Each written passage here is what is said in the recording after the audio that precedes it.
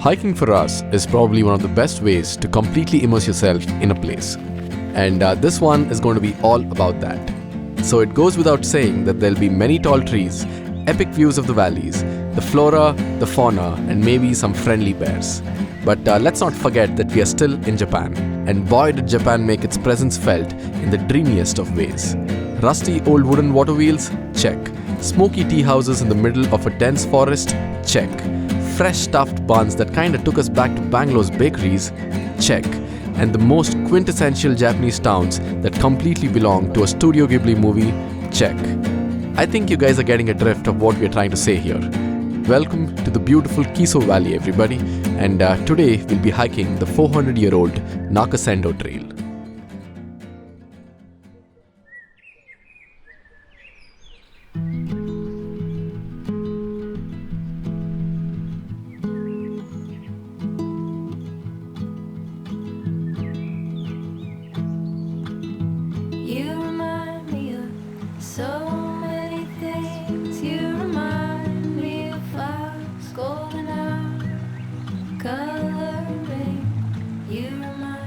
Alright everyone, how's it going? Hope you guys had a great week. Welcome back to the land of the rising sun. Even though the sun is a little bit in hiding today, today's video is going to be all about the countryside, which is slowly becoming our favorite side. We'll be exploring these two really rustic towns today that are separated by one of the most oldest and the most historic trails, not just in Japan but in the world. We expect to walk through a lot of history, spot many relics, and hopefully learn a thing or two about this beautiful country. So let me stop talking right now and let's go to the town of Magome.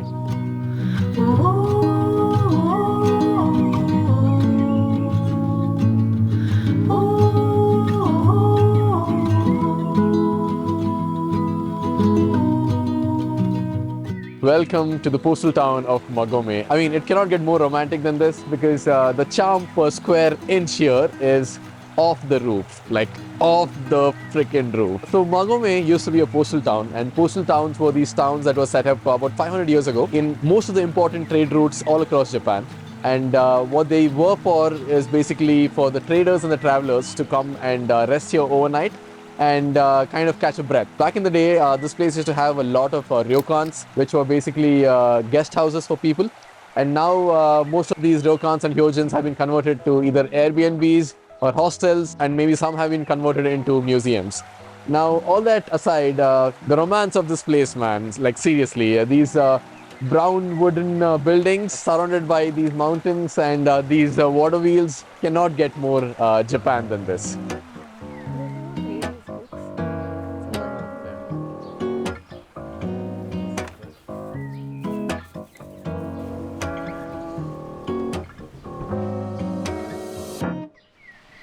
So this is our morning breakfast. Looks like it's bun stuffed with some filling, and good way to kick off the day.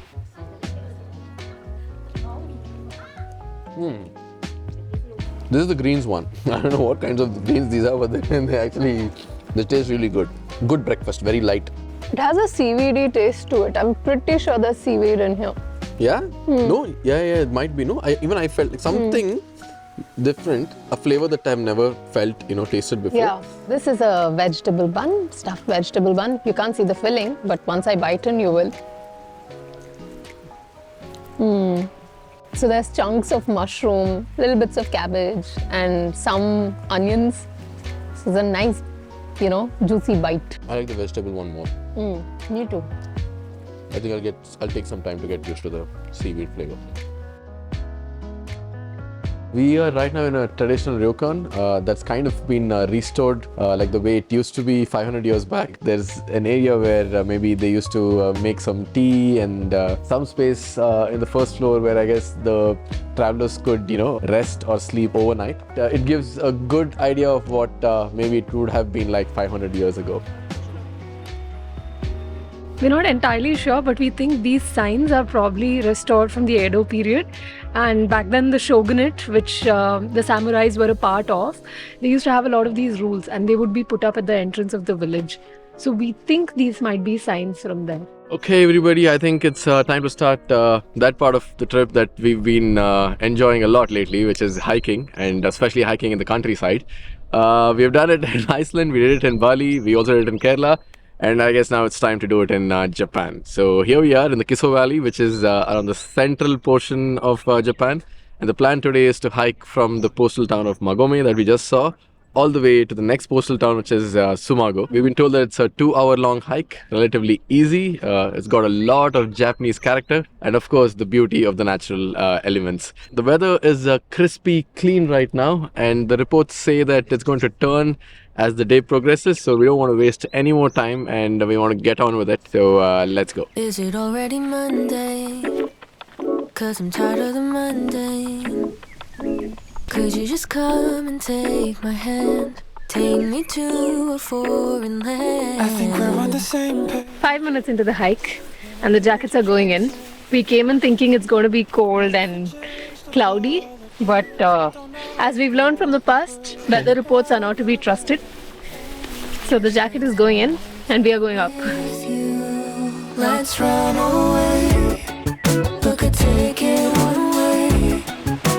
Let me imagine it just for a moment. So we are in an area which has a lot of bears around. So they've got these bells once in a while, and before you cross the track, you just sound the bell so the bears know you're around, and then they just go do their own thing.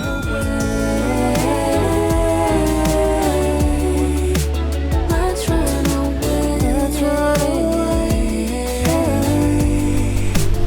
A small little shrine up there. Looks like it's abandoned. It's all it sort of looks run down.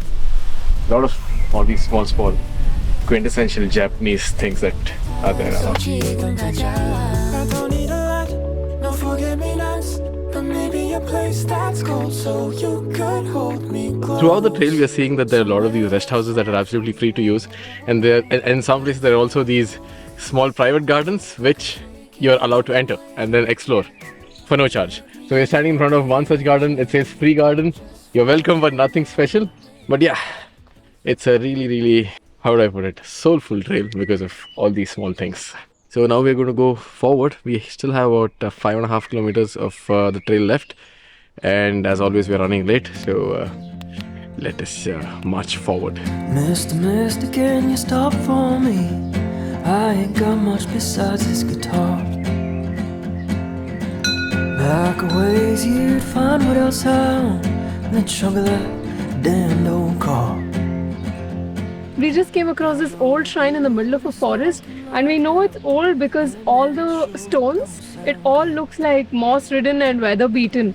And we have no idea what the lettering says, but we feel the history of this place. Like, it feels like many people have passed through these pathways and maybe like sat down at the shrine or paid their respects. We don't know. To me it looks like a cemetery.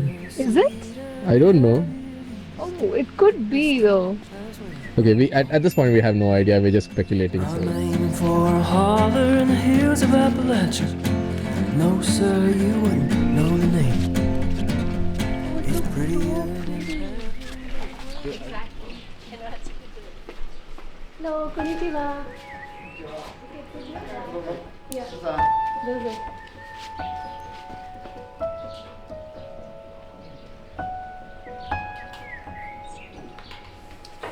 Arigatou gozaimasu. Thank you.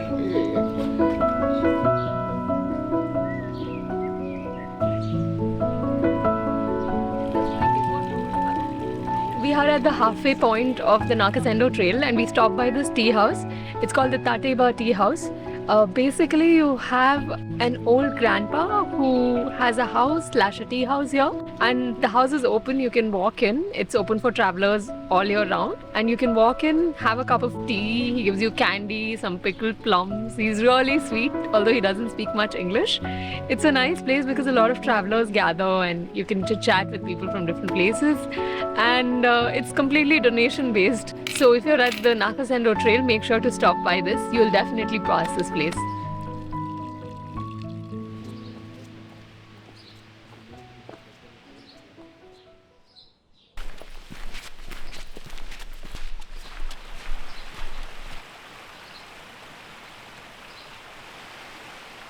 Okay, we're taking a slight detour from the trail because we saw a board that said that there's a waterfall down here, and we could hear the gushing sound of the water dropping.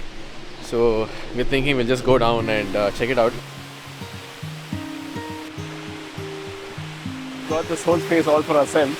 So we spent the last 15 minutes just sitting here and chilling, and I will do what I've started doing in every country that I've visited lately. Just go and drink some fresh water of that country, and then we'll go forward with our trail. Here, everything moves so fast. It all moves so fast these days. Come in real close, dance real slow. Maybe time will So we're walking through a very scenic stretch of the Nakasendo Trail. In fact, the name Nakasendo actually means through the mountains, and that's because we're walking through a valley. You have like the Central Alps, the Japanese Alps on one side, and you have a mountain on the other side. So we're walking through this valley called as the Kiso Valley, and the Kiso Valley has like these small little stretches where it's next to a river. So a lot of Japanese people come here like for fishing trout and camping and things like that. There are also like these beautiful evergreen Japanese cypress trees all around us. And one of the reasons they're here is because of the rule that the shogunate had back in the day, where tree fellers were sentenced to death. It's not like the most appropriate punishment, but seems very effective because it's worked. We are surrounded by these trees hundreds and hundreds of years later. spirits among us.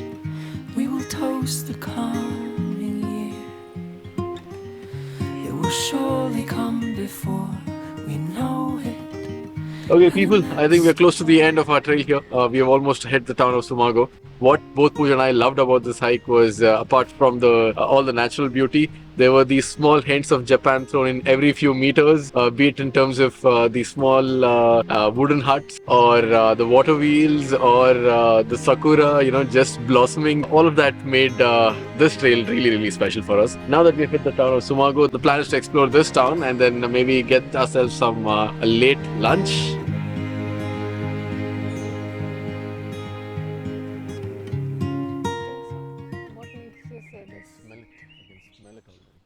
I think this is like a tea house and looks like it's not operational, but they've left it open so you can kind of see how things are inside. They've written something in Japanese, but we can't figure it out.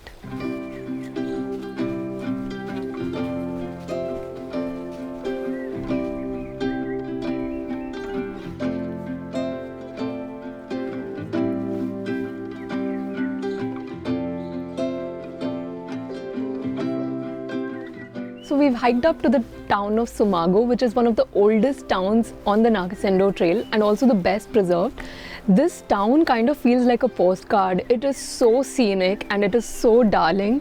Like, it feels like you've stepped back in time. And I kid you not, you can't see any cars, you can't see any electric poles, no telephone lines. They're just like these rows and rows of wooden houses and these cobblestone pathways.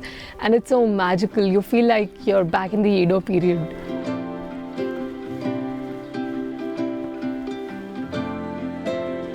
I think it's a temple. I'm not sure. I don't think it's a shrine because shrines will have those gates. This is like a temple, looks like. So you see this, no? So these are, I think they're called as dosojins.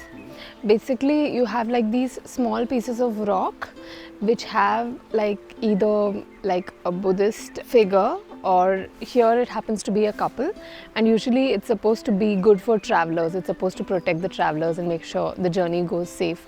So throughout the Nakasendo, you'll find many such, small rock emblems.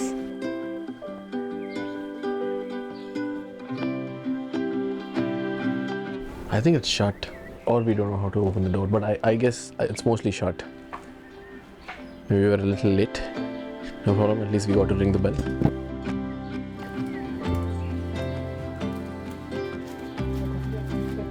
Arigato gozaimasu. Stuffed bun for lunch. So it looks like a lot of restaurants here are open very limited hours, and we made it like later in the evening. So we're just like banking on small eats. So we've reached the end of our hike and we're right outside the station, just waiting to catch the express back home. It's been a beautiful day out here in the Kiso Valley for us. We've loved exploring these heritage towns and this historical trail. If you enjoyed going on this hike with us, do consider liking this video, maybe sharing it with a couple of your friends who enjoy similar things. Also, leave us a comment, tell us how you felt. It really helps us to keep going. And if you haven't already, subscribe to this channel so that you can stay posted when we put up more videos. Until we see you all in a new video, bye-bye.